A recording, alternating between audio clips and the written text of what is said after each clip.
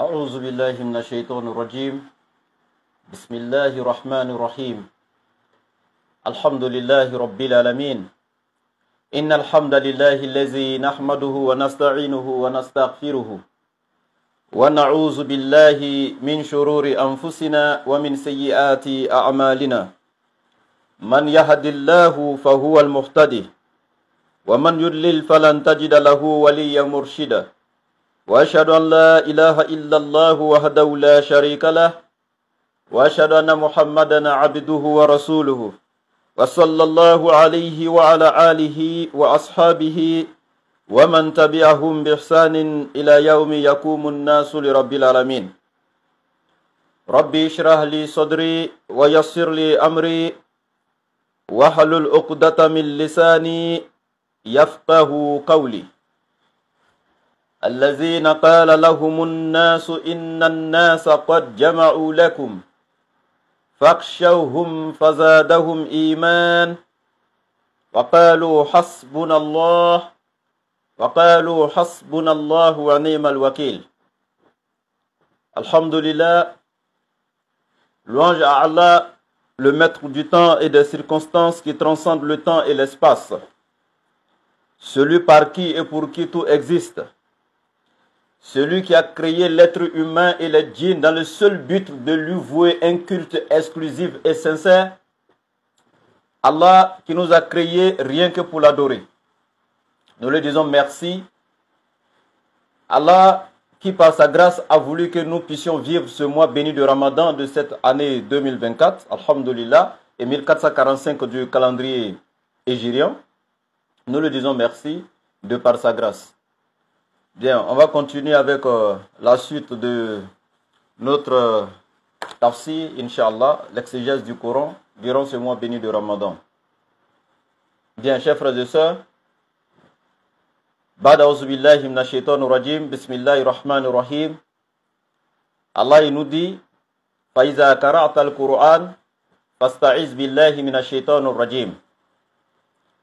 Il dit, avant d'entreprendre la lecture coranique, pour toute bonne action pour le croyant, le musulman, tu dois chercher la protection d'Allah contre la tentation du diable banni. Alors, nous cherchons refuge auprès d'Allah contre la tentation du diable ainsi que ses suppôts. Le diable, nous devons savoir que depuis l'histoire qu'on a entendue, dans le commencement avec le père Adam, le père de l'humanité depuis le paradis, d'abord lorsque Sayyidina Adam alayhi salam, lorsque Allah l'a formé à partir de l'argile et qu'il lui a insufflé de son esprit, donc quand Allah lui a donné le souffle de vie et qu'il est devenu vivant, il y a eu des événements qui se sont passés entre Sayyidina Adam, alayhi salam, ainsi que Iblis, Shaitan, donc le maudit et le lapidé de la part d'Allah. Et sans reprendre cette histoire, c'est juste pour vous interpeller quelque part. C'est juste pour que vous tiquiez sur un petit truc qui est très important, surtout dans ce mois béni de Ramadan, pour pouvoir renforcer la foi une fois de plus encore et s'éloigner donc du shaitan. Lorsque Sayyidina Adam alayhi salam était donc en forme d'argile, lorsqu'il a été formé, déposé par Allah, il est resté formé, déposé pendant 40 ans avant que Allah ne lui souffle donc son esprit, donc le souffle de vie. Il est resté 40 ans couché en forme d'argile, sec, déposé. En ce moment, Iblis, Shaitan, il n'était pas encore donc maudit, il n'était pas encore chassé donc par Allah. Il était encore dans le ciel avec les anges. Quand bien même qu'il n'est pas donc de nature un ange, c'est un djinn, mais il vivait sous forme d'ange, mais il n'était pas un ange. Je répète, il vivait sous forme d'ange parmi les anges, mais sa nature, il faisait partie donc des djinns de nature. Et donc, il était vraiment très aimé par Allah, au point même où Allah l'a placé même au-dessus des anges. Et lorsque Adam alayhi salam, Allah l'a formé, vous devez savoir que parmi les créatures qu'Allah a créées, il y a eu certaines qui ont été privilégiées. Et parmi les privilèges de l'être humain de Sayyidina Adam alayhi salam, c'est qu'il a été créé de par les mains d'Allah. Ici, pour enlever l'équivoque, donc à ce niveau-là, certains diront, mais attends, les musulmans disent qu'Allah n'a pas de main tantôt on dit qu'il a créé de par les mains d'Allah. Oui, les mains que toi tu as, ce sont ces mêmes mains-là qu'Allah n'a pas. Comme il est dans la sourate 42, Allah ne ressemble à rien et rien ne lui ressemble. Est-ce que vous comprenez? Donc tu ne l'as jamais vu, tu ne connais pas sa nature. Donc quand on dit les mains d'Allah, ce que tu imagines déjà comme main là, c'est ce que toi tu as là. Or c'est ce que Allah n'a pas, pour lui n'est pas comme pour toi. Maintenant pour savoir comment pour lui est là, toi tu ne peux pas savoir ça aussi. C'est lui seul qui sait comment il est de là où il est. Allah n'est pas au ciel, il n'est pas sur la terre, il n'est pas donc à l'est ni à l'ouest, il n'habite c'est-à-dire que dans aucun endroit géographique quelconque. Et de là où il est, il ne fait pas jour, il ne fait pas nuit, il n'est pas arrêté, il n'est pas assis, il n'est pas couché, il n'est pas adossé, il n'est pas suspendu.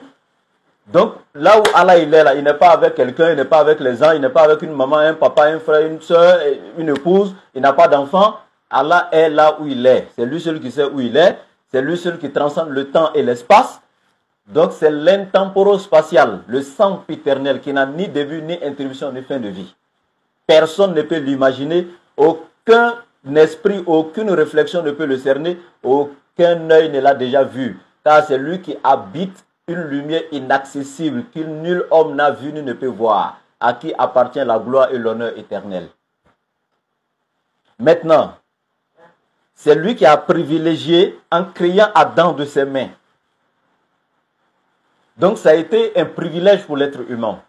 Et avant de créer Adam, il a rassemblé les anges en leur disant, comme le verset dans la sourate 2, Allah dit Ba'da'uzu billahi minash shaitanir rajim, wa iz qala rabbuka lil malaikati inni ja'ilun fil ardi khalifa. Lorsque ton Seigneur confia aux anges, lorsque ton Seigneur dit aux anges, je vais établir sur la terre un vicaire. Khalifa, Khalifa dans la langue arabe, si on veut interpréter ça facilement, ça veut dire une créature dont la nature est qu'ils doivent se succéder. C'est-à-dire ils sont là et ils se succèdent dans l'existence. Vous voyez, tes arrière-grands-pères étaient là, ils ont vécu à leur temps, ils sont passés, tes grands-parents sont venus, ils ont vécu, ils sont passés, ton papa est venu, il a vécu, il est passé, toi tu es là, un jour tu vas passer, ton enfant va venir, il va passer, ton petit-fils sera là, etc. Donc nous sommes là pour nous succéder, Khalifa. Donc il va établir sur la terre un vicaire, donc Khalifa, une créature donc, dont leur nature seront de se procréer et donc de se succéder les uns donc les autres. Et donc, lorsque Allah il a confié ça aux anges, il y a encore une petite sagesse qu'on doit tirer là-bas. Et quelle est cette sagesse? C'est que Allah, malgré sa grandeur, malgré celui qui détient tous les pouvoirs, il est lui-même pouvoir, le créateur de toutes choses. Mais vous voyez, il peut poser son action sans que personne ne lui dise pourquoi tu as fait ci, pourquoi tu as fait ça. Mais il ne regarde pas son pouvoir, il ne regarde pas du fait que c'est lui qui est le créateur de toutes choses. Il appelle ses propres créatures, les anges. Et puis il leur donne la nouvelle, c'est-à-dire il leur donne l'information. Il informe les anges d'abord, il les associe à ce qu'il veut faire. Subhanallah. Il n'est pas orgueilleux, il n'est pas prétentieux, alors que c'est lui qui détient, c'est-à-dire que qui devait être l'orgueilleux, parce que c'est lui qui a créé toutes choses, il est au-dessus de toutes choses, et rien ne lui est, c'est-à-dire que rien ne peut se comparer à lui en fait. Rien ne peut se comparer à lui. Donc si tu regardes la définition de l'orgueilleux, celui qui mérite d'être appelé l'orgueilleux, c'est lui. Et c'est ce qu'il a fait aussi dans la sourate 59. Il dit, je suis l'orgueilleux. C'est toi la créature qui ne peut pas faire preuve d'orgueil. Parce que quand toi tu dis tu es orgueilleux et puis tu te mets au-dessus des gens, je suis ceci. Toi tu es l'orgueilleux, tu as créé quoi? Tu es orgueilleux là, tu as créé quoi? Il faut montrer une seule chose que tu as créé. Même mouche, tu n'as pas pu créer. Même moustique, tu n'as pas pu créer. Donc, tu ne peux pas être l'orgueilleux. Celui qui est l'orgueilleux là, c'est lui qui n'a rien au-dessus de lui qui doit être proclamé comme l'orgueilleux. Alors, c'est Allah seul qui n'a rien au-dessus de lui parce que c'est lui qui est au-dessus de toutes choses. Mais malgré ça, il a associé les anges. Il les a appelés. Il leur a donné des informations. Je veux faire ceci, je veux faire cela. Subhanallah. Mais toi aujourd'hui, tellement que tu es prétentieux, tu es orgueilleux, tu es fier. C'est-à-dire même aujourd'hui, même dans la famille, quand on regarde un homme, il dit je suis le chef de famille, il prend des décisions sans aviser même son épouse. C'est-à-dire que pour lui, la femme est chez lui comme ça, elle est là de façon facultative quoi. C'est-à-dire sa présence et son absence là, c'est la même chose pour lui.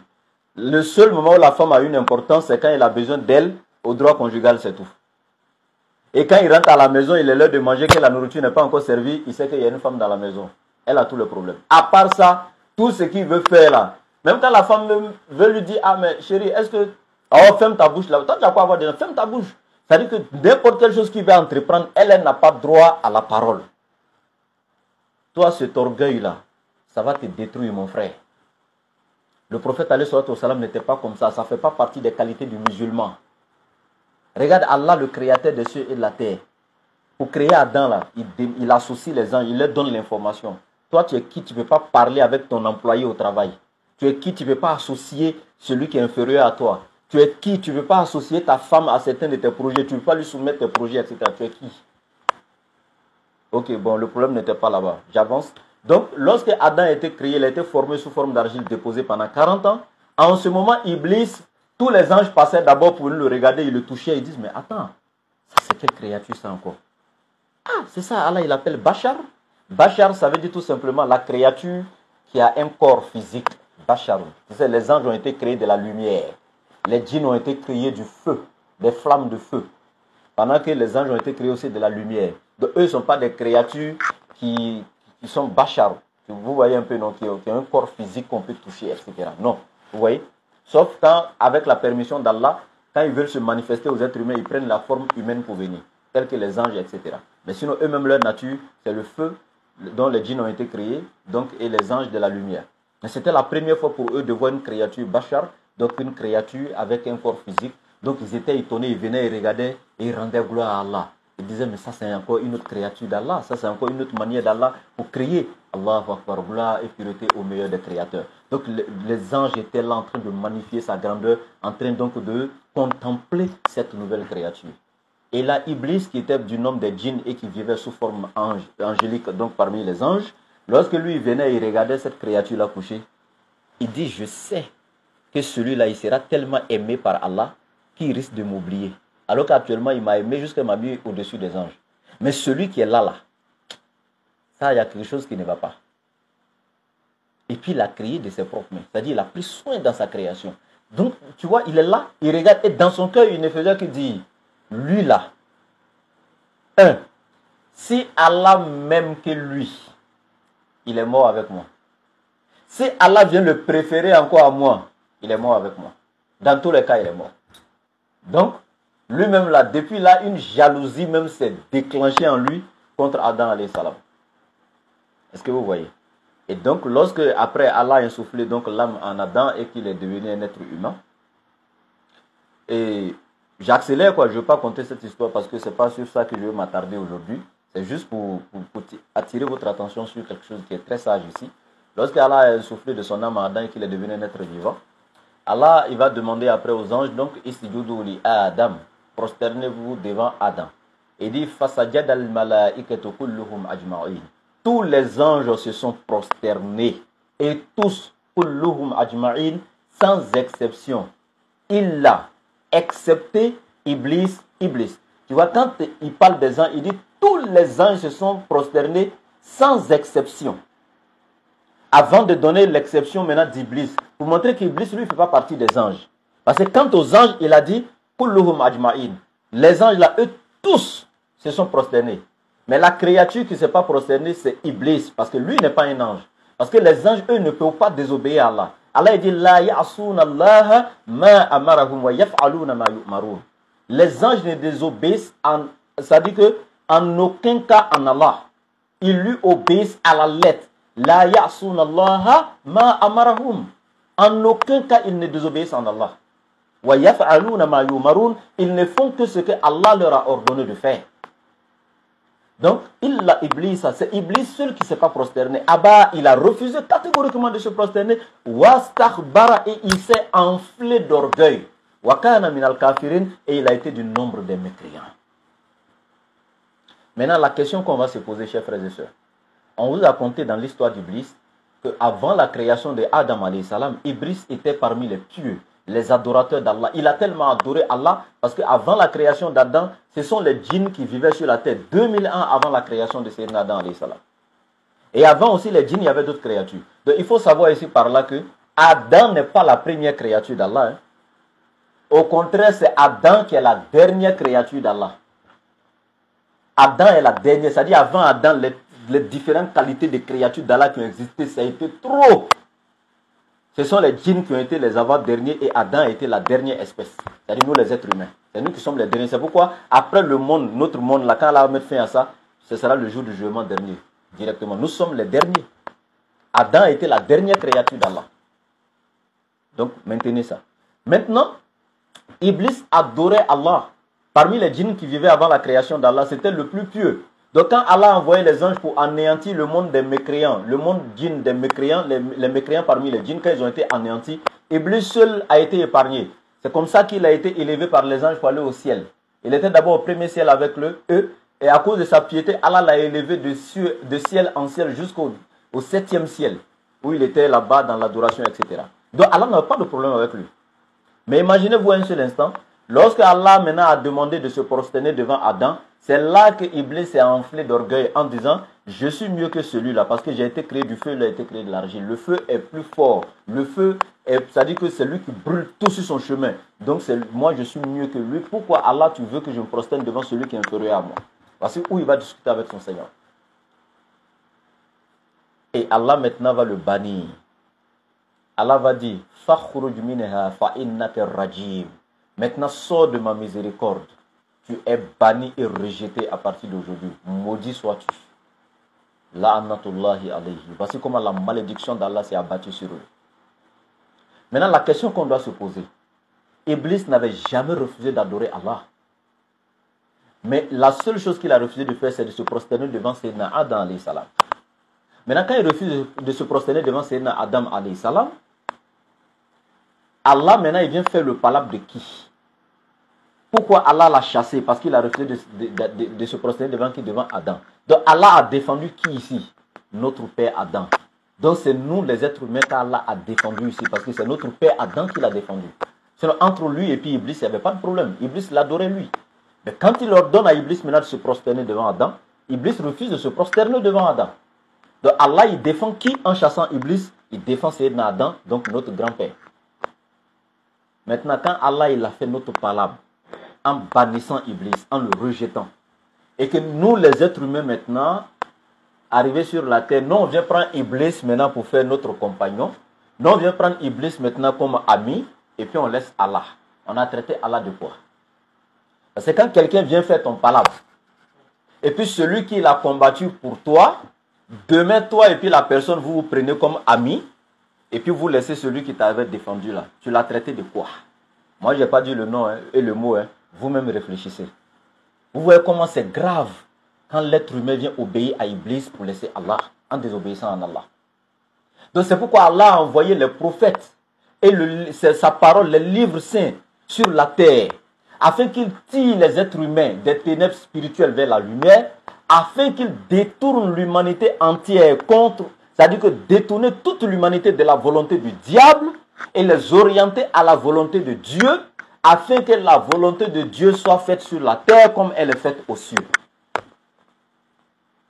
Maintenant, nous aujourd'hui, là, nous que Allah a défendu, nous, notre Père que Allah a défendu, qui est Adam alayhi salam, c'est-à-dire que nous, au lieu d'être reconnaissants envers Allah, de se soumettre à sa volonté, de lui dire merci, c'est nous maintenant, on vient prendre Iblis, l'ennemi de l'être humain, comme ami, en laissant Allah qui nous avait défendu depuis au commencement. Vous voyez comment l'être humain est ingrat envers son Seigneur? Vous voyez comment l'être humain est ingrat envers son Seigneur? Subhanallah. Et imaginez encore, Iblis, lui, il a refusé de se prosterner devant Adam et non devant Allah. Je dis bien devant Adam et non devant Allah. Mon frère, ma soeur, combien de prières de jour, toi, tu as refusé de te prosterner devant Allah? Combien de prières de astres que toi, tu n'as pas fait pour Allah? Iblis, lui, il a refusé de se prosterner devant une créature d'Allah, qui est Adam. Allah l'a banni et rejeté complètement. Et toi qui as refusé de faire la prière de Soub, la prière de Zour pour Allah lui-même, Azza wa Jal. Toi qui n'as pas fait la prière de Maghrib, la prière de Isha, qu'est-ce que tu diras à Allah? Subhanallah. Est-ce qu'on médite un peu? Est-ce qu'on réfléchit un peu? Donc, Iblis est déclaré comme notre ennemi. Et Allah il le dit dans la sourate 2, verset 208. Ya ayyuhallazina amanu. Oh, vous qui croyez. Idkhulu fi silmi kafa. Rentrez totalement dans ma paix. C'est-à-dire dans la paix d'Allah qui est rien d'autre que la religion. C'est l'islam qui est la paix. C'est la religion qui prône la paix, qui est définie par la paix, qui incarne la paix. Et par celle-ci, la paix sera étendue dans le monde entier si tous étaient soumis à la volonté d'Allah. Et donc, Allah, il s'arrête par là, il dit « Idkhulu fi silmi kafa, wala tattabi'u khutuwati shaitan » et ne suivez pas les pas du diable. Ne le suivez pas. Dans d'autres versets coraniques, il dit « Innahu aduwun lakum fatakhizuha aduwan » et dit « C'est votre ennemi manifeste et prenez-le pour ennemi déclaré. » Prenez-le pour ennemi et non pour ami. Allah dit « Wala tattabi'u khutuwati shaitan » ne suivez pas les pas du diable. Innahu aduwwun lakum, c'est votre ennemi déclaré. Subhanallah. Donc Allah dit Faiza qara'ta al-Qur'an fasta'iz billahi minash shaitanir rajim.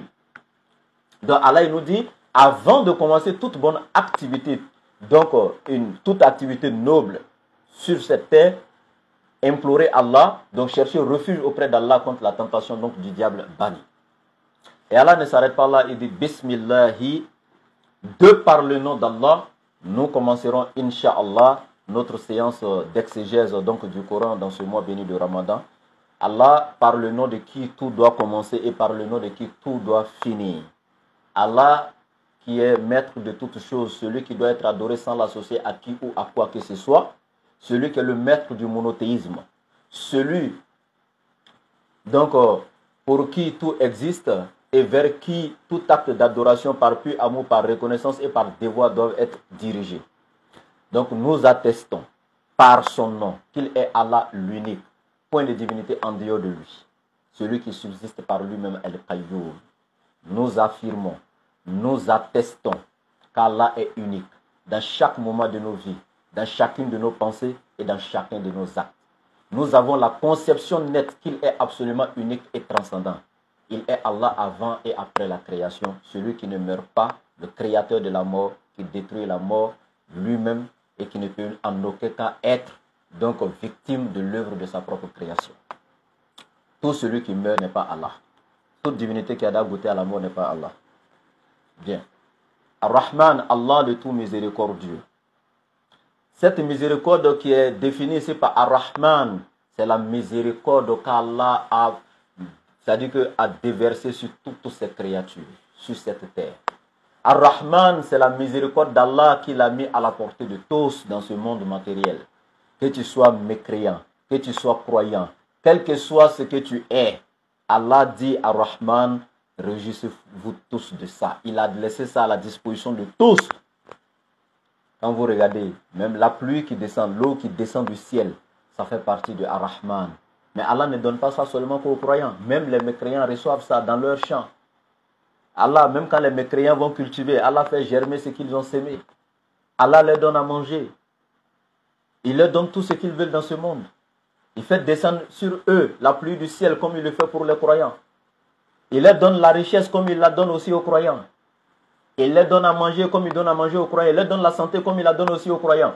Donc Allah a mis ça à la portée de tous. Et c'est pour que tout simplement les êtres humains soient reconnaissants envers lui. Mais malheureusement, on jure de cette miséricorde d'Allah qui est Ar-Rahman. Et ensuite on prend encore la miséricorde d'Allah lui-même pour aller le combattre avec. Subhanallah. C'est parce que tu es rassasié que tu arrives à aller t'arrêter au carrefour là-bas pour chercher une petite pour aller forniquer. Quelqu'un l'a faim, l'a terrassé, il est couché depuis 2 jours, il n'a pas mangé. Il peut penser à fornication ou bien adultère. Mais Allah t'a donné à manger, tu es rassasié mon frère. Au lieu de dire Alhamdulillah. La force que tu as eue après avoir mangé, au lieu de te lever avec cette force pour prier, remercier ton Seigneur, œuvrer pour lui, tu prends cette force-là pour aller braquer les gens, pour aller tuer les gens, pour aller forniquer, commettre l'adultère, commettre toutes sortes de péchés avec Subhanallah. Et vous voyez, tellement que nous sommes irresponsables, tellement que nous sommes irréfléchis, tellement que nous sommes ingrats envers Allah, le créateur de toutes choses. L'argent qu'Allah t'a donné, il t'a donné la richesse.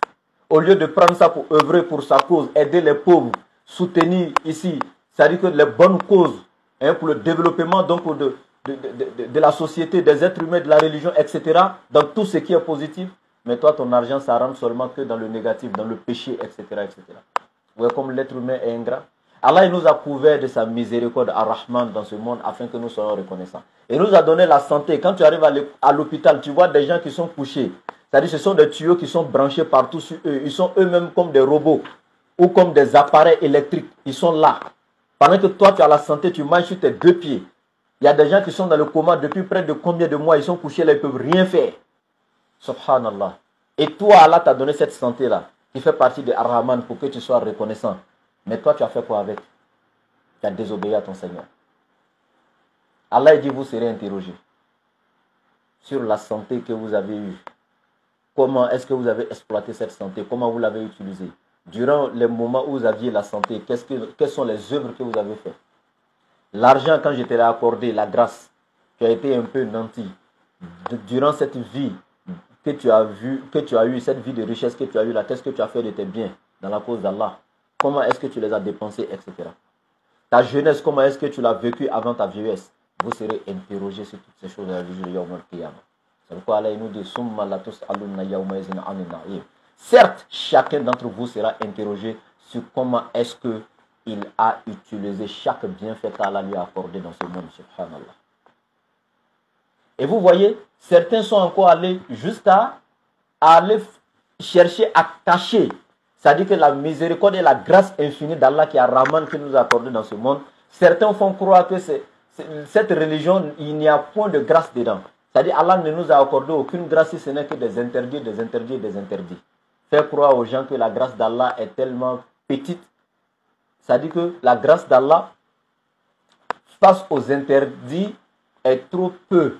Et que ce sont les interdits qui nous couvrent de partout. Alors que c'est archi faux. Allah dit wa in ta'udu ni'matallahi la tuhsuha. Si vous décidez de dénombrer les grâces et la miséricorde d'Allah qu'il vous a accordé, vous ne pourrez les dénombrer. C'est impossible. Tellement c'est beaucoup. Personne ne pourra dénombrer ça. Et je vous donne un exemple. Sachez que chaque chose qu'Allah nous interdit, si Allah nous interdit une seule chose, c'est que la même espèce, c'est-à-dire la chose qu'il nous a interdite là, une seule chose qu'il nous a interdite là, il nous a accordé 1 milliard d'autres choses de la même espèce qui est licite. Je répète, si Allah nous interdit une seule chose, cette même chose qu'il nous a interdite là, il y a encore des milliers, des millions de cette même espèce qu'il nous a autorisée, qu'il nous a accordé comme grâce. Je prends un exemple. Allah nous a interdit la viande de porc. Dans tous les livres saints, que ce soit dans la Bible, dans l'Ancien Testament, dans le livre de Lévitique, dans le livre d'Ésaïe, que ce soit dans le Coran, Allah nous a interdit la viande de porc. Il n'y a pas de débat. Maintenant, regardez cette viande qu'Allah nous a interdit. Il y a la viande de porc. Il y a l'animal qui est crevé de mort naturelle, qu'on appelle chez nous en malinké Djoufa. L'animal crevé de mort naturelle qui n'a pas été égorgé et qui est mort. C'est-à-dire un animal étouffé, etc. qui est mort. Mais quand Allah nous interdit ces viandes-là, ok, voici 2 viandes qu'Allah nous a interdites. Maintenant, citons celles qui sont licites. Vous avez la viande de bœuf. Vous avez la viande de chameau aujourd'hui que vous mangez. Vous avez la viande de chèvre, qu'on appelle cabri, etc. Vous avez la viande de mouton. Vous-même calculez le reste pour aller. Dans les volets, poulet, pintade, que ce soit la caille, la pèderie, quoi. Calculez vous-même pour aller. Allez-y, vous-même, calculez pour aller. Toutes les viandes qui nous sont licites. Que ce soit le canard, etc. Calculez pour aller vous-même vous verrez. Rentrez encore maintenant parmi c'est-à-dire que les viandes de brousse, agouti. Calculez vous-même pour aller. Je ne vais pas perdre le temps comme on a passé le temps ici. Pour une chose qu'il interdit, regardez les millions d'autres choses qui sont licites. Calculez le reste des viandes pour aller, qui sont licites dans le monde. Il vous a interdit par exemple l'alcool. Ne buvez pas l'alcool. Dans la Bible comme dans le Coran. Ok. Mais quand il vous a interdit cette seule boisson qui est alcoolisée là, combien de boissons existent dans le monde qu'Allah vous a rendu licite? Calculez le reste pour aller, dans la même espèce de boisson. Calculez pour aller. Il y a les jus de raisin que vous buvez ici. Vous avez les jus d'ananas, les jus de pomme, les jus d'orange. Combien de boissons vous buvez aujourd'hui? Que ce soit les boissons naturelles, que ce soit les boissons fabriquées, même que vous-même vous buvez, etc. Mais qui sont licites quand même en islam. Calculez vous-même. Il interdit l'alcool, mais combien d'autres boissons qui sont licites? Allah, il te dit, la femme qui appartient déjà à ton voisin là, vraiment c'est la femme d'autrui, il faut la laisser. Combien de millions de femmes qui sont dans le monde qui n'appartiennent pas à quelqu'un, qui te sont licites à aller chercher en mariage? Celle qui appartient déjà à quelqu'un qui l'a déjà mariée, là, tu veux lui arracher sa seule femme qu'il a déjà mariée. Mais il y a combien de millions de femmes qui te sont licites, qui sont mariables, qui sont versées en ville là-bas? Allah t'interdit celle qui appartient déjà à quelqu'un. Mais il y a encore des millions de femmes qui sont mariables, qui sont là, qui attendent le mariage. Quand Allah t'interdit une chose, c'est qu'il y a des milliers de choses de la même espèce qui te sont licites. Alors pourquoi vous voulez cacher la miséricorde d'Allah? Subhanallah. Et Allah dit Ar-Rahim, le très miséricordieux, le très compatissant. Et cette miséricorde qui est Ar-Rahim, qui est dénommée Ar-Rahim, c'est celle-là qu'Allah a réservée dans l'au-delà, qui n'est rien d'autre que le paradis, la plus grande des miséricordes et des grâces d'Allah dans l'au-delà, qu'il a réservé seulement que pour les croyants. Ceux qui ont vécu dans le Ar-Rahman et qui ont utilisé dans le Rahman pour être reconnaissants envers leur Seigneur, pour lui dire merci dans ce monde ici, en l'adorant avec le bienfait, donc la miséricorde qui est Ar-Rahman, c'est ceux-là qui vont jouir du Ar-Rahim, qui est le paradis. Bien. Donc on va continuer, Inch'Allah, avec notre tafsir. Bien. Donc, Allah il dit, Ya ayyuhallazina amanu. Allah il dit ici, oh vous qui croyez, oh les croyants. Et quand vous regardez ici, dans ce passage, vous allez voir dans le Coran, Alhamdulillah, il y a beaucoup de versets, quand Allah veut parler à tous les êtres humains ensemble, tu vas voir des versets, il va dire, Ya ayyuhannas, oh hommes, oh vous les humains. Donc quand Allah dit, Ya ayyuhannas, oh hommes, tous les êtres humains sont concernés. Quelle que soit ta race, quel que soit ton bord religieux, que tu sois animiste, bouddhiste, zoroastrianiste, que tu sois juif, chrétien, musulman, quel que soit ce que tu es, athée, quel que soit ce que tu es, quand Allah dit oh homme, là il s'adresse à toutes les créatures, tous les descendants d'Adam, tous les êtres humains. Donc ici, Allah n'a pas dit ya ayyuhan nas. Il n'a pas dit ya ayyuhal muslimun, oh vous les musulmans. Il n'a pas dit ya ayyuhal kafirun, ya ayyuhal munafiqun. Non. Allah dit ya ayyuhallazina amanu. Oh vous qui croyez. Allah il s'adresse ici aux croyants. Et qui sont les croyants? Parce que être musulman est différent d'être parmi les véritables croyants. Vous voyez la sourate 23, intitulée la sourate des croyants. Allah il dit Qad aflahal mu'minun. Certes, les croyants sont bien heureux. Eux, ils sont déjà sauvés. Ils sont déjà au paradis. Malgré qu'ils sont en train de marcher sur la terre, ils sont agréés. C'est-à-dire, quand tu rentres, c'est des maktaba, c'est-à-dire des différents niveaux dans la spiritualité. Quand tu rentres dans cette étape où tu deviens mu'min, agréé par Allah, le paradis est déjà pour toi, alhamdulillah. Mais dans cette même sourate, Allah il donne maintenant les caractéristiques maintenant du croyant. Pour être appelé un véritable mu'min, pour être ceux de qui Allah dit Kad aflah al-mu'minun, bienheureux sont certes les croyants, pour être parmi eux, c'est pas juste dire je crois en Allah, hein? Non. C'est pas juste dire je crois en Allah. Mais cette croyance-là, tu crois en Allah. Donc, c'est-à-dire tu crois en Allah, et cette croyance-là se manifeste dans tes actes, dans chaque moment de ta vie, dans chacune de tes pensées et dans chacune de tes actions. Cette croyance doit se manifester. Elle doit être dans tout ton être, implantée dans ton cœur. C'est-à-dire, tu as confiance en lui. Tu le crains.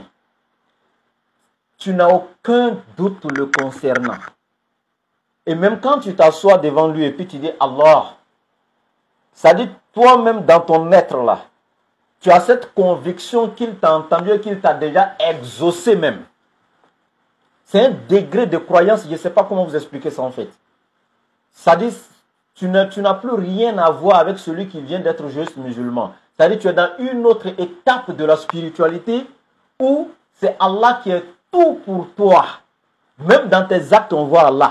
Dans ta manière de parler, on voit Allah. Dans ta manière de marcher, on voit Allah. Dans ta manière de dormir, on voit Allah. Dans ta manière de t'asseoir, on voit Allah. Dans ta manière de te coucher, on voit Allah. Dans tout, même ta manière de manger, on doit voir Allah. Ça, c'est notre degré. Ça dit que tu es éloigné du péché. C'est-à-dire que partout où il y a du... Toi, on ne peut pas te voir en train de marcher avec un voleur, en train d'être au gré, en train d'écouter musique, au maquis, des trucs. Non, toi, on ne peut pas t'imaginer. Il dit que ta vie là, c'est Allah. Quand tu atteins un certain niveau. Et Allah il dit, Ya ayyuhal lazina amanu, vous qui croyez, kutiba alaykumus siyam. Nous vous avons certes prescrit le siyam, qui est le jeûne, kama kutiba alal lazina min qablikum, tel que nous l'avons prescrit aux peuples qui vous ont précédés, la'allakum tattaqun, afin que vous craigniez Allah. Mais regardez un peu. Pourquoi Allah il a précisé en commençant par Ya ayyuhal lazina amanu, en parlant des mu'min, les véritables croyants. Pourquoi Allah il ne dit pas les musulmans ou d'autres? Non. Parce que pour être musulman, c'est simple. Attester la kalimatu shahada, reconnaître qu'Allah est unique et qu'il ne faut l'associer à qui ou à quoi que ce soit dans l'adoration et attester que Mohammed est ton messager. Tu deviens musulman. Mais en même temps, en tant que musulman, tu es là comme ça, tu fais tes 5 prières quotidiennes. Personne ne peut dire que tu n'es pas musulman. Hein. Mais on te voit commettre des péchés. Peut-être tu es musulman non pratiquant. Mais alors que quand tu atteins l'étape de mu'min, non, la foi est dans toutes tes actions. Est-ce que vous voyez? On ne dit pas que tu ne peux pas commettre de péché, mais ça sera des péchés que tu commets, c'est-à-dire dans l'insouciance, dans la contrainte, dans l'ignorance, dans l'oubli, etc. Donc Allah il dit ici, oh, vous les croyants. Pourquoi il précise? Parce que c'est ceux-là qui adorent Allah par pur amour, par reconnaissance et ensuite par devoir. Alors qu'il y a des gens, ce sont des musulmans comme toi et moi, ils font les 5 prières quotidiennes. Mais quand le mois de Ramadan s'annonce déjà, on dit il reste 1 mois, Ramadan va arriver là. Tout son visage est changé. Lui, il devient celui qui crée toutes les maladies du monde. Ah, moi, mon ulcère même me fatigue beaucoup. Hein. Est-ce que moi, il peut gêner cette année? C'est-à-dire, il y a un stress qui est sur lui. Quand il pense un peu à Ramadan, il est stressé, il n'a même plus envie de causer avec quelqu'un. Mon frère, qui t'a obligé? Allah n'a même pas besoin de toi. Si tu veux, il faut gêner, si tu ne veux pas gêner. Le jeûne là, c'est pour toi, ce n'est pas pour Allah. C'est toi que ça va sauver. Ce sont tes péchés que ça va pardonner. Ça dit que c'est à toi que cette miséricorde-là va bénéficier, va profiter. Ce n'est pas à Allah. Mais si tu vois des gens, comment ils servent visage à cause de Ramadan, il se sent contraint parce que lui, il est chez un tuteur où tout le monde gêne. Donc, si ici il n'a pas gêné, les gens vont dire, ah, le gars là-bas, ce n'est pas un bon musulman. Donc, il fait ça par contrainte et non par pur amour, par reconnaissance et par devoir envers son Seigneur. Non, non, non, lui, ce n'est pas pour ça qu'il fait. Hein. Pour lui, s'il ne gêne pas à cause de son statut, ils vont dire, ah, lui là, il ne gêne pas. Donc, quand il va mourir, la personne ne va aller l'enterrer. Donc, il est obligé de gêner pour que le jour où il meurt, on dit qu'il était musulman. C'est-à-dire que il y a plein de personnes, si les causes pour lesquelles ils gênent là, tu vas prendre 100 personnes, tu vas trouver que ceux qui gênent sincèrement par reconnaissance, par crainte de leur Seigneur, et qui gênent rien que pour obtenir la grâce de ce mois, la grâce et l'obtention du pardon divin, ceux-là, sur 100 personnes, tu vas trouver que peut-être ça ne dépasse pas 25. Je sais de quoi je parle. C'est pourquoi Allah, lui, il a déjà spécifié ça au début, il a été déjà clair. Lui, il a besoin des mu'min, les véritables croyants ici, il n'a pas besoin d'hypocrites. Mon frère, ce n'est pas la peine de venir suivre un régime alimentaire pendant 30 jours. Tu ne manges pas, tu ne bois pas, mais tu n'as pas aussi les mérites parce que tu n'as pas gêné pour des mérites. Tu as gêné pour ne pas qu'on gâte ton nom. Tu as gêné parce que tu es contraint. Tu as gêné parce que si tu n'as pas gêné, ils vont te frapper. Donc, ce n'est pas la peine de venir suivre un régime alimentaire. Allah, il dit les véritables croyants. Il dit, Kutiba alaykumus siyam. Nous vous avons prescrit le siyam. Maintenant, le siyam, là, c'est quoi? Donc, ici, là, vous pouvez appeler nos frères d'à côté, hein, qui aiment souvent sortir les versets coraniques de leur contexte pour en faire des prétextes. Dans ce mois-là, c'est l'exégèse du Coran que nous avons décidé de faire. Donc, chaque mot ici sera détaillé. Chaque verset sera détaillé dans son contexte. Donc, tous ceux qui veulent vraiment écouter le Coran dans un contexte direct, clair, tel que révélé, dans l'esprit même de Dieu, venez écouter ici. Après Ramadan, ne venez pas nous sortir des versets ici. Le Coran en dit tant, hein. Nos frères d'à côté qui sont contre l'islam, qui viennent sortir tous les versets coraniques de leur contexte, venez écouter le véritable sens des versets coraniques ici.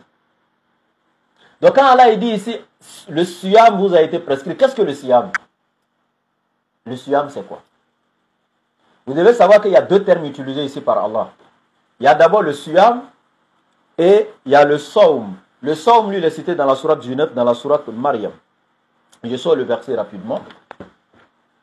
Donnez-moi une seconde, je sors le verset rapidement. La sourate Maryam. Bien. Alhamdulillah. Bien, donc, ici, Et encore, il y a une interprétation que je dois donner là-bas qui est très importante, que nos frères prennent encore contre l'islam et qui est très importante que je dois donner ici d'ailleurs. Encore une fois de plus. Donc, Allah il dit, Kutiba alaykum siyam. Nous avons prescrit le siyam. Le siyam ça dit que se définit en 3 choses. L'abstinence de manger, de boire et de toucher ton épouse ou ton époux. Quand je dis toucher, pas juste toucher, vous comprenez déjà, ça veut dire commercer, donc avoir des relations intimes, voilà, donc avec son conjoint. Je répète, le siyam se définit par l'abstinence de boire, de manger, d'avoir des relations donc intimes.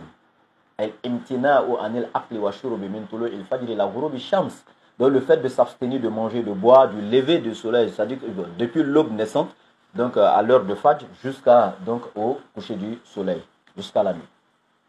On va détailler ça un peu dans les versets un peu devant là-bas. Mais voici un peu ce qui est le siyam. Mais si vous arrêtez votre siyam à ça, sachez que vous n'avez pas jeûné. Parce que le Coran vient s'expliquer lui-même. Et on appelle ça tafsir le Coran, interpréter le Coran par le Coran. Imaginez-vous un seul instant, si vous avez pris un mouton, vous l'avez attaché sur un arbre ici, sans mettre de l'eau à côté, sans mettre de la nourriture à côté, et sans mettre une brebis à côté, c'est-à-dire vous avez mis un bélier là, sans mettre une brebis à côté, ou bien c'est peut-être une brebis que vous avez mis là, sans mettre un bélier à côté de lui. Donc le mouton que tu as attaché là, tu n'as pas mis de conjoint à côté, donc il n'y a pas eu de relation intime. Tu n'as pas mis de nourriture, donc le mouton n'a pas mangé. Tu n'as pas mis d'eau, donc le mouton n'a pas bu, du matin jusqu'au soir. Donc ça veut dire que le mouton aussi a jeûné comme toi. En fait, voici ce qui différencie ton jeûne, même du jeûne du mouton que je viens de décrire. Le siyam, d'accord, mais il faut le sawm. Et je vais lire le verset ici. Lorsqu'Allah est parlé à Sayyidatou Maryam, la mère de Sayyidina Isa alayhi salam, Jésus-Christ, dans la sourate 19, verset 26, Allah il dit Fakuli washrabi wa qarri aynan fa imma tarayna min al-bashari ahadan fakuli inni nazartu lirrahmani sawma falan ukallima al-yawma insiya. Donc dans le verset, Allah il dit à Sayyidatou Maryam, Fakuli, mange, washrabi et bois, wakarri aynan et réjouis ton œil. Réjouis-toi, ne sois pas stressé, ne sois pas craintive, n'aie pas peur, ne sois pas peureuse. Sayyidatou Maryam, n'aie même pas peur. Et Allah il dit, fa imma tarayna min al-bashari ahdan. Et si l'un des êtres humains te voit, il dit, Fakuli, et s'il te demande à propos de l'enfant que tu as, Fakuli dit à la personne, Inni nazartu li rahman sawma, assurément j'ai voué un jeûne au tout miséricordieux. Donc j'ai voué un jeûne à Allah, j'ai voué un jeûne au tout miséricordieux. Falan ukallima al-yawma insiya, et aujourd'hui je ne parlerai à aucun être humain. C'est le verset. Donc le sawma ici est lequel des jeûnes? Le jeûne de s'abstenir de parler. Comme Sayyidatou Maryam l'a dit, j'ai voué un jeûne au tout miséricordieux. Inni nazartu li rahmani sawma, j'ai voué un jeûne au tout miséricordieux. Et quelle est la nature de ce jeûne? Falan ukallima al-yawma insiya, je ne parlerai à aucun être humain aujourd'hui. On appelle ça le jeûne de la parole. Et certains de nos frères, même non musulmans, quand ils viennent, ils ne comprennent pas le sens de ce verset. Il le sort de son contexte pour en faire un prétexte. Ils disent non, mais regardez, Allah même a demandé à Sayyidatou Maryam de mentir. Parce que le début du verset dit, Allah même lui dit, mange et bois et réjouis ton œil. Mais si un être humain te demande, dis-lui que tu jeûnes. Que Allah lui a dit, mange et bois. Mais tu as dit à quelqu'un de manger et de boire, et puis tu dis encore si quelqu'un lui demande, elle n'a qu'à dire qu'elle jeûne. Alors que tu lui as dit tout de suite de manger et de boire. Mais quelqu'un qui a mangé et qui a bu, comment il peut dire encore qu'il jeûne? Donc Allah lui a demandé de mentir. Vous n'avez rien compris. Ce n'était pas le siyam qu'Allah lui avait recommandé ici. Si c'était le siyam, alors Mariam n'allait pas manger et boire. Parce que le siyam, c'est l'abstinence de manger et de boire. Mais ici, on parle du sawm. Ça, c'est le jeûne des membres du corps. Par exemple, abstenir la bouche de parler, les yeux de regarder, les oreilles d'écouter des futilités, etc. Donc les mains de prendre ce qui ne t'appartient pas, dérober, voler, etc. ou commettre le meurtre, etc. Tout ce qui est négatif avec la main. Prendre le pied pour aller dans un endroit qui est illicite, etc. De ça, le jeûne des membres du corps, purifier et s'abstenir, abstenir chaque membre de commettre un péché. Mais ici, c'était le jeûne de la parole. Donc la bouche qui est un membre du corps. Vous ne comprenez même pas. Ce n'était pas le jeûne, l'abstinence de manger, de boire. Parce qu'une femme qui vient d'accoucher, elle est faible. Même à l'hôpital, c'est conseillé. Vous-même, vous devez savoir là que le Coran, en plus encore, vous donne un enseignement, subhanallah, depuis avant que la médecine moderne même n'existe. Parce que quand une femme finit d'accoucher là, il faut lui donner à manger pour qu'elle prenne des forces et à boire, etc. Parce qu'elle vient de perdre des forces. Elle a perdu de l'énergie, du sang. Donc elle doit manger. L'organisme en a besoin. Vous voyez, quand Sidatou Mariam a fini d'accoucher net, la première chose qu'Allah lui a demandé, Fakouli washirabi, mange et boire. Est-ce que vous imaginez? Et qu'est-ce qu'Allah lui a demandé de manger? Des dattes mûres. Et la médecine moderne aujourd'hui a démontré que les dattes mûres sont tellement bien, non seulement pour la femme enceinte et pour la femme qui a fini d'accoucher. Parce que les dattes ont des vertus pour, non seulement, c'est très bon pour une femme qui vient de perdre le sang, ça améliore, ça corrige tout ce qui est perte de sang, c'est-à-dire ça lutte contre l'anémie. Donc quand tu es anémié, tu as problème de sang, quand tu manges les dattes, c'est très bon, etc. Il y a assez de vitamines dedans, ça donne les forces, etc. Donc du coup, c'est ce qu'il lui fallait. Et donc tout ça, ces miracles du Coran là, vous allez sortir le verset de son contexte pour en faire un prétexte. Pourquoi vous faites ça? Donc Allah lui demande ici de manger et de boire. Donc ça, ce n'était pas le siyam qui lui avait été prescrit. Mais c'est le sawm, le jeûne de tout ce qui est membre du corps, que ce soit parler, écouter, etc. Donc elle dit, et puis elle expliqué, elle dit, j'ai voué un jeûne au tout miséricordieux. Et lequel de ces jeûnes, terminé le verset, elle dit quoi? Assurément, je ne parlerai à aucun être humain. Donc elle a précisé que c'était le jeûne de la parole. Et ça existe même chez les juifs.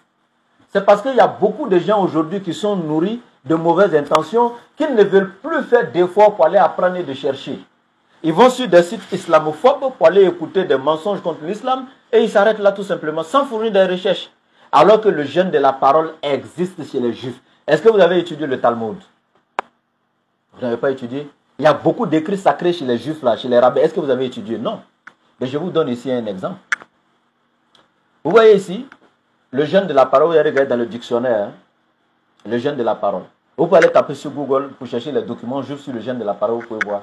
Dans les écrits juifs, ça existe, ça existait depuis au temps de Moïse, le jeûne de la parole. Et c'est écrit ici. Le jeûne de la parole que de nombreuses personnes ont l'usage d'observer, en particulier durant les précédentes générations, signifie, c'est-à-dire le jeûne de la parole signifie s'abstenir totalement de toutes paroles qui ne sont pas de véritables paroles de la Torah. C'est-à-dire, les Juifs, à leur temps, là, il y avait le jeûne de la parole. C'est-à-dire, ils pouvaient se lever le matin et puis dire, bon, je jeûne aujourd'hui, je fais le jeûne de la parole, et cela consiste quoi? Toute parole qui n'est pas la parole de la Torah, je ne dois pas parler, sortir une parole qui n'est pas dans le livre de Dieu. Et puis, d'ailleurs, toute la journée, si tu vois qu'il va mettre sa bouche dans une parole, c'est que c'est la parole de la Torah. En dehors de la parole de la Torah, il ne va pas sortir une parole de sa bouche qui n'est pas la parole de Dieu. Chez les Juifs, ce jeûne-là existait. Ils jeûnent. C'est le jeûne de la parole. S'abstenir de toute parole qui n'est pas la parole de la Torah. Et il continue. Et durant une journée entière, on s'abstient de prononcer la moindre parole qui n'est pas de Torah, de la Torah. Même une parole qui exprime un véritable besoin et qui n'est liée à aucun interdit. Tu n'as pas le droit de proférer ce genre de parole. Sauf si c'est la Torah, parce que tu as voué, c'est un jeûne. Maintenant, voici les deux types de jeûnes maintenant qui existent. Il y a le siyam et il y a le sawm. Donc le fait de t'abstenir de manger, de boire, ça c'est le siyam. Et maintenant le sawm doit maintenant venir, qui est maintenant de ne pas sortir, proférer de mauvaises paroles, des paroles mensongères, des injures, donc des critiques, des calomnies. Tout ce qui est mauvais ne doit sortir de ta bouche. Tu ne dois pas regarder l'illicite avec tes yeux. Écouter maintenant des propos, de trucs, tout ce qui est illicite à écouter en tout cas. Voilà, donc tout ce qui est mauvaise parole, tout ce qui est turpitude, quoi, tu ne dois rien écouter de tes oreilles. Éloigner tes oreilles de tout ce qui est illicite d'écouter, la musique, etc. et tout. Éloigner ta main de tout ce qui est illicite. Tu ne dois rien toucher d'illicite avec ta main, etc. Ne prends ton pied pour aller dans un lieu illicite, etc. Donc quand le siyam maintenant, l'abstinence de manger, de boire, s'associe maintenant au sawm, qui est le jeûne maintenant de tous les membres du corps, en ce moment, mon frère, ton jeûne de Ramadan est complet. Donc voici les deux associés. Les deux maintenant sont complets.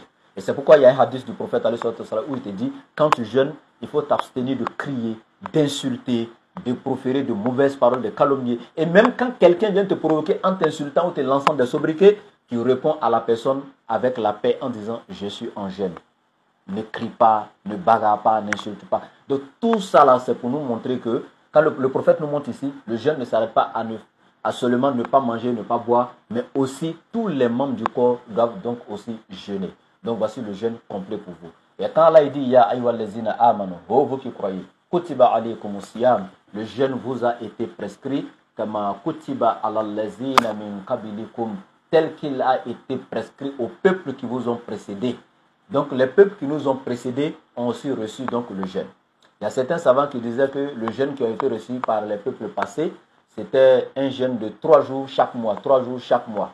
Même au temps de Nuh alayhi salam. Ben ça c'est quelques savants. Mais Indal Jumhur, donc quand on se réfère à la majorité donc des savants, eux ils disent que non, c'est le mois complet même qui avait été prescrit aux peuples qui nous ont précédés. C'est le même mois de Ramadan, le même mois de jeûne qui leur avait été prescrit. Maintenant, quand tu vas regarder les chrétiens qui ont un mois qu'on appelle le carême, parce que chez nous, ce n'est pas carême, c'est le mois de Ramadan, le jeûne de Ramadan. Chez les chrétiens, c'est le carême. Dans le carême, il y a quarantaine qui parle de 40 jours de jeûne. Donc ça, ce n'est pas pour nous. Les 10 jours de plus chez eux, là, ça c'est eux-mêmes. Il y a eu toute une histoire pour ça, mais que je ne veux pas compter ici parce que le temps est éphémère. Donc il y a toute une histoire, c'est eux-mêmes qui ont pris cet engagement d'ajouter 10 jours.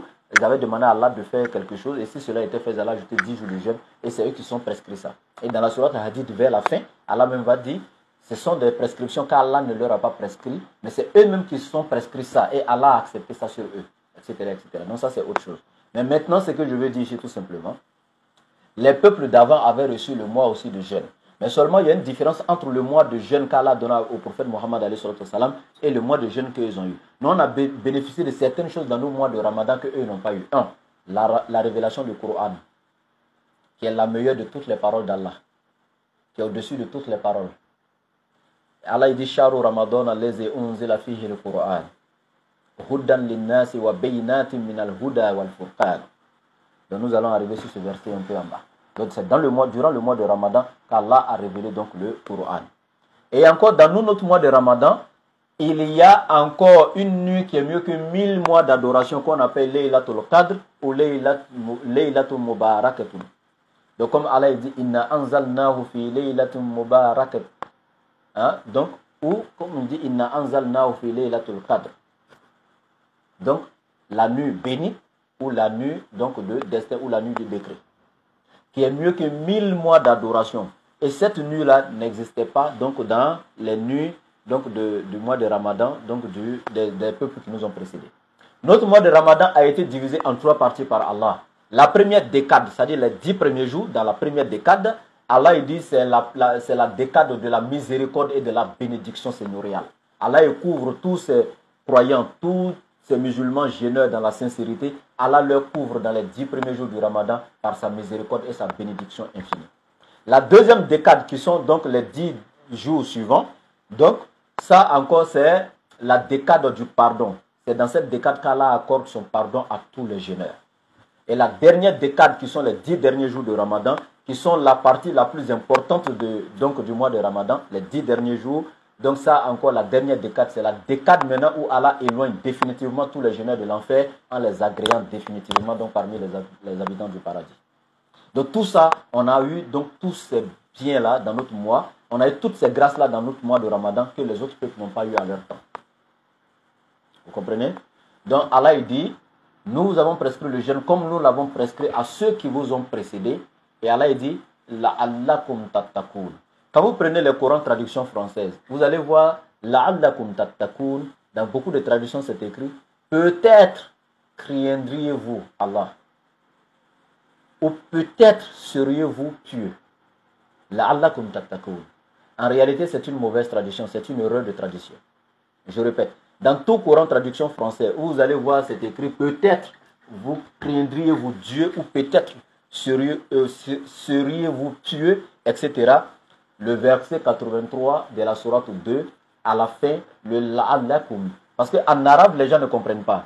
Si tu veux traduire le Coran, C'est-à-dire que tel qu'on parle la langue arabe clairement, tu veux traduire le Coran en arabe clairement, comme ça tu vas échouer.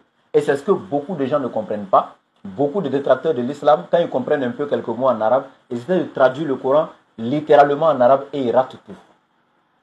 Vous voyez, c'est comme quand Allah vous dit dans le Coran. Il dit Kutubun fiha kutubun qayyima. Il dit dans le Coran là, il y a des lois, donc des jugements bien classés, des lois bien classées, avec une droiture bien parfaite, bien détaillée par Allah. Et la jurisprudence est claire dans le Coran. Chaque sujet a c'est-à-dire qu'il a ses lois qui sont venues traiter ça spécialement dans le Coran. Que ce soit le sujet du divorce, il y a la sourate du divorce qui est bien classée là et qui a détaillé les détails, qui donne les détails sur le divorce, etc.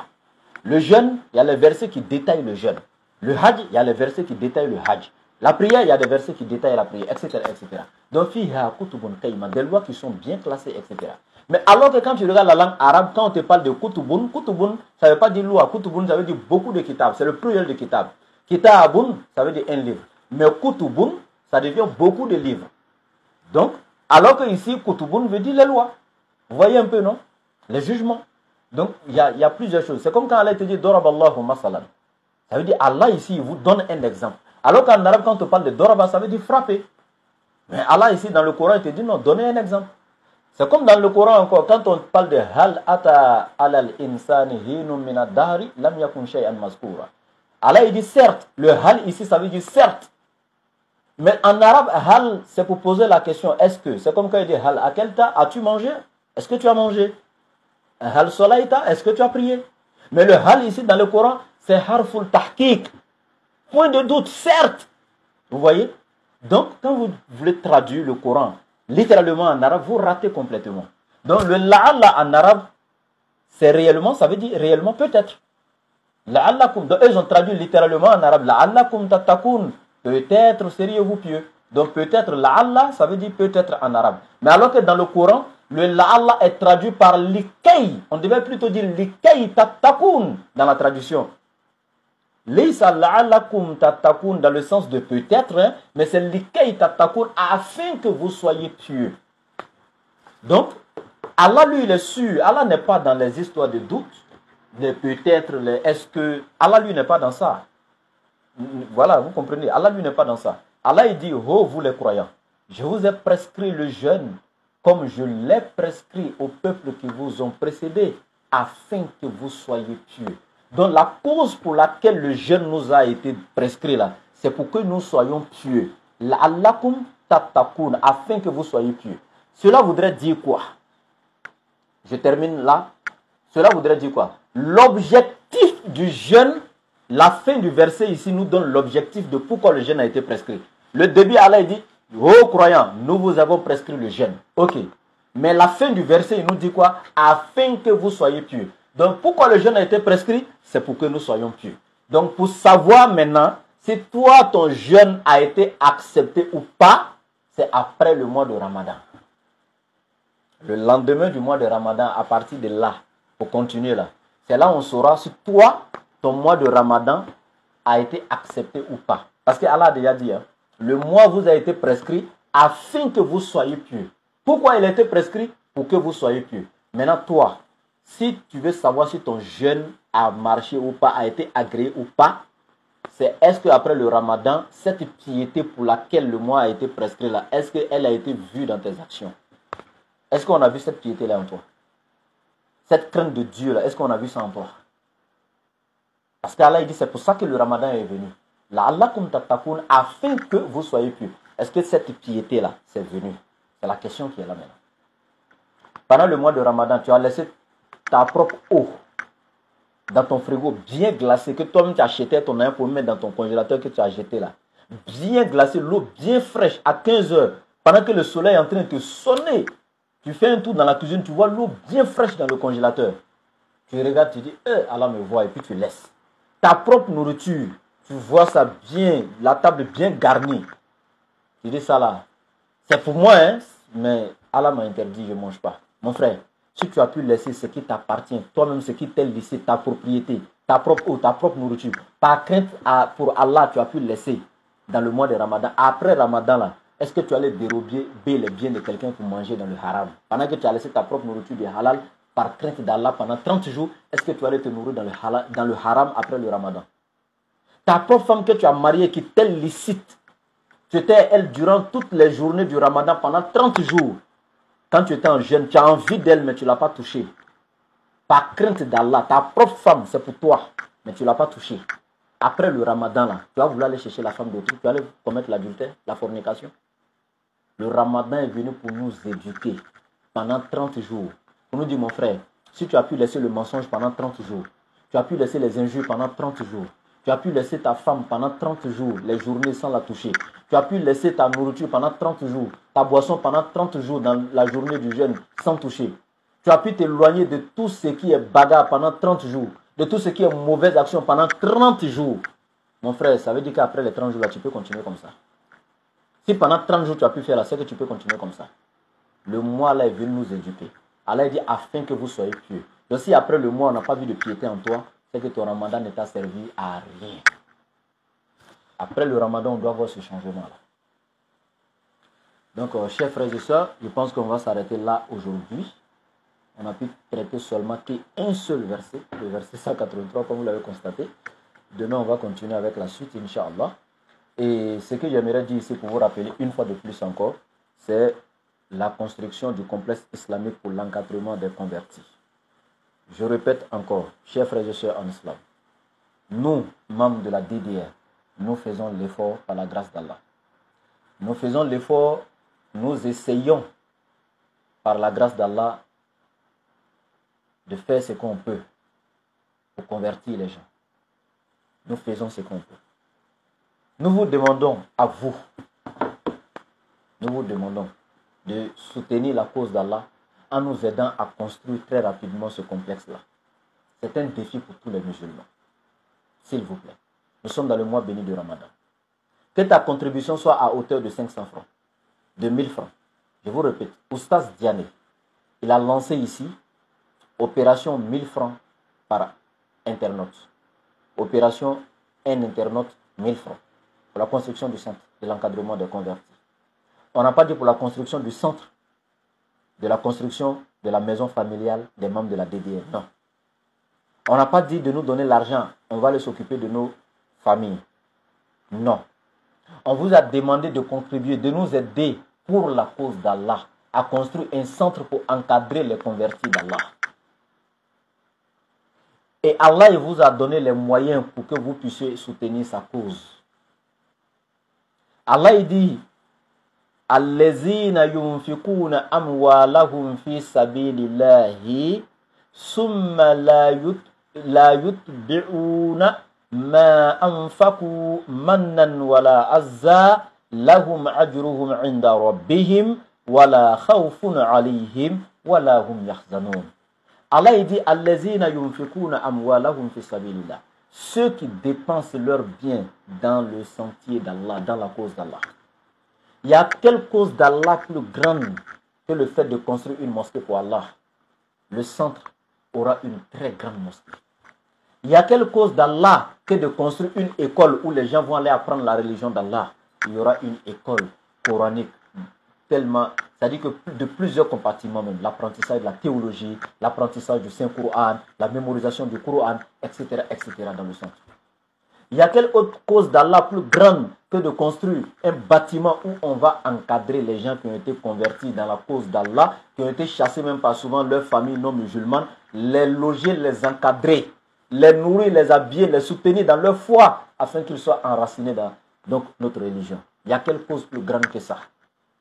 Il y a quelle cause plus grande que de dépenser dans un bâtiment qu'on va construire pour essayer de recueillir les enfants qui sont délaissés d'eux-mêmes, qui n'ont pas de famille, qui ont perdu leur famille, qui sont dans la rue, qui sont devenus aujourd'hui des enfants en conflit avec la loi qu'on appelle les microbes, etc.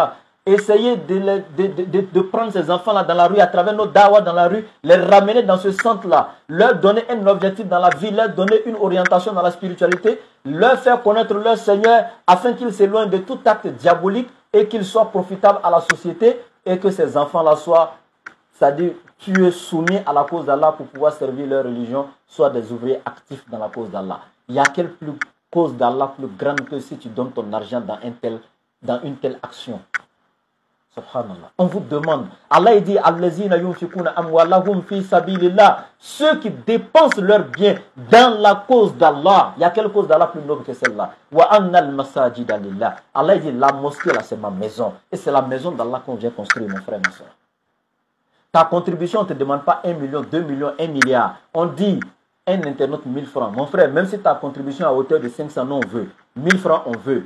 5 000, on veut. 10 000, 100 000, 1 million. Même si tu peux construire le centre, fais-le. Allah il dit, Summa la yutbi'una ma anfaku, et qui ne font pas suivre leur, c'est-à-dire ils dépensent, mais après avoir aidé dans la cause d'Allah, après avoir soutenu la cause d'Allah avec leurs biens, ils ne vont pas faire suivre leur action là de quoi? D'un rappel ni d'un tort. Mannan wala azza. Parce qu'il y a certains, quand ils soutiennent quelqu'un pour la cause d'Allah, quand ils aident quelqu'un pour la cause d'Allah, c'est fini. Tout le quartier, toute la ville, tous les médias doivent savoir que c'est eux. Oh oui, c'est le rappel partout. Même quand tu parles, oh oui, il va dire aux gens, c'est moi, grâce à moi que ceux-là ont fait ceci. Hein. Tu vois, lui là aujourd'hui, il mange là, c'est grâce à moi. Hein. Lui là, il dort tranquille aujourd'hui, c'est grâce à moi. Hein. Tu vois ce gars qui marche là, il était couché à l'hôpital, n'avait rien. C'est grâce à moi, il a payé ses ordonnances aujourd'hui, il est ce qu'il est aujourd'hui. Subhanallah. Allah il dit, ne fais pas ça. Quand tu aides, il faut aider pour la cause d'Allah. C'est que la main droite donne, la main gauche ne doit pas être au courant. Donne rien que pour Allah, dans le silence, dans la discrétion. Ton salaire n'incombe qu'à Allah. Celui qui voit dans l'inconnaissable, celui qui connaît le secret. Le maître du monde invisible. Allah dit, lahum ajruhum, ceux qui dépensent leur bien dans la sincérité comme ça, ils auront un salaire inda rabbihim auprès de leur Seigneur. La khawfun alayhim. Et le jour du jugement dernier, nulle crainte à eux, ni sur cette terre, ni le jour de Yawmul Qiyamah. Aucune crainte à eux, ils ne seront point affligés. Walahum yahzanun. Ils n'auront point d'affliction. Eux, ils sont rassurés. Pendant qu'ils sont couchés sur le lit de leur mort là, les anges même descendent sur eux comme ça pour leur donner la bonne nouvelle du paradis. Mon frère, ma soeur, c'est le mois du bonus qui est là. Le mois à travers lequel Allah multiplie les actions à l'infini. Le mois béni de Ramadan. Chaque 5 francs est multiplié à l'infini. Chaque 500 francs est multiplié à l'infini. On te demande dans ce grand mois béni de Ramadan, mon frère, viens nous soutenir à construire le complexe islamique pour l'encadrement des convertis, je précise. Ce qu'Allah nous a accordé à nous, c'est une petite connaissance. Et nous, on a pris ce bienfait qu'Allah nous a accordé pour aller tirer les êtres humains des ténèbres vers la lumière avec. Et par la grâce d'Allah, beaucoup de gens ont vu la vérité, ils ont accepté. La DDA a plus de 2700 et quelques convertis qu'on a pu répertorier. Grâce au petit bienfait qu'Allah nous a donné, que le peu de connaissances qu'on a, nous on a pris ça pour aller soutenir la cause d'Allah en tirant 2000 et quelques personnes pour envoyer sur le chemin d'Allah. Mon frère, toi Allah t'a peut-être pas donné la capacité de faire la dawa comme nous ou une petite connaissance à toi comme nous. Mais Allah il t'a donné un peu de moyens financiers. Nous aussi on te dit, ce peu qu'Allah t'a donné, fais ta part tel que nous on a fait notre part. C'est ça l'islam. Nous on a fait notre part, faites votre part. On vous demande, soutenez-nous, rien que pour la cause d'Allah. In tansurullaha yansurukum wa yusabbit aqdamakum. Si vous soutenez la cause d'Allah, Allah vous soutiendra et il vous raffermira. Donc je m'arrête là. Les contacts donc pour soutenir la construction donc du centre de l'encadrement des convertis.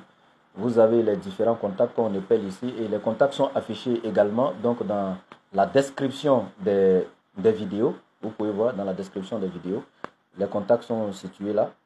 Donc vous appelez avant de faire les dépôts si vous voulez être sûr que c'est réellement le contact de Oustaz Diané. Vous appelez donc pour être sûr avant de faire les dépôts. Mais je répète encore, soutenez la cause d'Allah. C'est très important, chers frères et sœurs. Soutenez la cause d'Allah.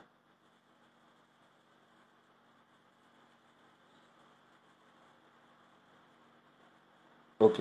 Donc, le numéro ici, Orange, que je vous donne, qui est en même temps Orange Money et Wave, c'est le plus 225. Le plus 225, le 07 47 32 04 55. Je répète. Le plus 225, le 07 47 32 05 04 55. Je répète une dernière fois.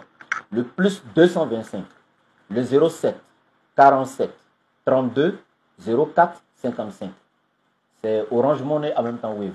Et tout le reste des contacts, regardez dans la description du direct, dans le titre du direct, vous allez voir dans la description tous les autres contacts. Et maintenant, le contact du laboratoire, Oustaz Ouattara Ibrahim, mon contact privé WhatsApp pour ceux qui ont des questions ou d'autres préoccupations dans ce mois de Ramadan. Mon contact personnel du laboratoire, plus 225, le 07 09 01 93 47. Je répète, le plus 225, le 07 09 01 93 47. Qu'Allah nous donne les mérites de ce mois béni du Ramadan, qu'il nous raffermit sur le chemin de la rectitude, qu'il exauce nos actes d'adoration, de dévotion, donc tous nos jeûnes, et que notre dernière récompense ne soit rien d'autre que le Jannatul Firdaus. Sur ce, assalamu alaikum wa rahmatullahi wa barakatuh.